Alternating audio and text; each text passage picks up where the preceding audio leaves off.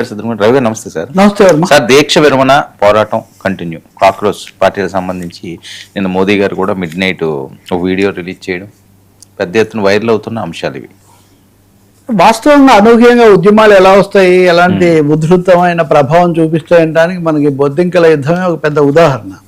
అంటే చాలా మంది ఇప్పుడు సోనం వాంగ్చుక్ దీక్ష విరమించారు కదా అని, లేదా అసలు దీన్ని లెక్క పెట్టడం. నిన్న కూడా కొంతమంది మంత్రులు వాళ్ళతో మాట్లాడడానికి అమిత్ షా ఎందుకు, నడ్డా చాలు, లేకపోతే వీడు చాలు, వాళ్ళతో అసలు లెక్కే లేదు. ఇది బొద్దింకలు ఏం చేస్తాయన్న స్థాయిలో మాట్లాడింది పోయి, మీరు ఇందాక అన్నట్టుగా మోదీ గారికి నిద్ర లేకుండా చేసింది దీక్ష. నిద్ర చెడింది ఆయనకు.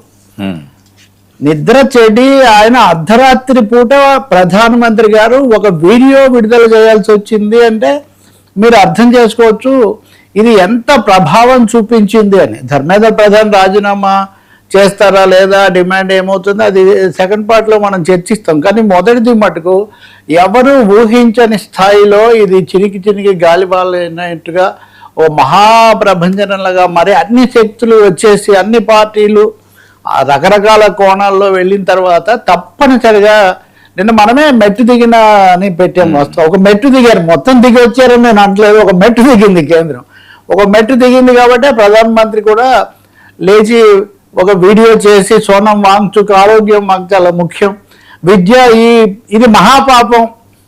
మహాపాపం అయితే మహాపాపాన్ని గుర్తించడానికి 25 రోజులు ఎందుకు పట్టింది మహాశయ అని మనం అడుగుతాం కదా. అది నిజంగా అంత మహాపాపం, జాతి మొత్తం బాధ్యత వహించాలి, యువత కన్నా మాకు ఏది ముఖ్యం కాదు అని ఇప్పుడు చెప్తున్న డైలాగులు, పాలకులు చెప్తున్న డైలాగులు నిజమైతే దీన్ని గుర్తించి వాళ్ళను స్పందించి చర్చించడానికి మీకు 28 రోజులు ఎందుకు పట్టింది? అనివార్యమైన పరిస్థితుల్లో గత్యంతరం లేకనే ఇది ఒక దావానలాగా వ్యాపిస్తుందని భావించారు కాబట్టి మీరు ఇప్పుడు దిగొచ్చారు. అల్ జజీరాలో ఒక భారతీయ కాలమిస్ట్ వ్యాసం రాశారు, ఇప్పటి వరకు భయం అటుపక్కన ఉండేది, మొదటిసారిగా భయం ఇటుపక్కకు వచ్చింది అని. అంటే ఏమవుతుందో ఇది, దీని ఏదో ఒక విధంగా ఆపకపోతే మటుకు సరైంది కాదు అనే ఒక భయం మటుకు పాలకులను ఆవరించింది అనేది సుస్పష్టం.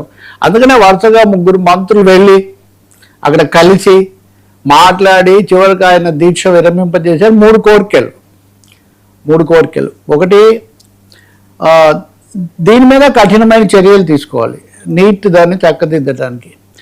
రెండవది, విద్యార్థులు వీళ్ళ మీద ఎలాంటి కేసులు అవన్నీ కూడా పెట్టకూడదు, ఎలాంటి కక్ష సాధింపు చర్యలు కూడా ఉండకూడదని. ఈ కక్ష సాధింపు అనేది ఎందుకు అవసరమైంది అయితే వర్మ, దురదృష్టవశాత్తు మీడియా కూడా అనేక మీడియాలు సరిగ్గా చెప్పకపోవడం వల్ల మెట్రో స్టేషన్స్ మూసేస్తారండి, ఇంటర్నెట్ బంద్ చేస్తారండి.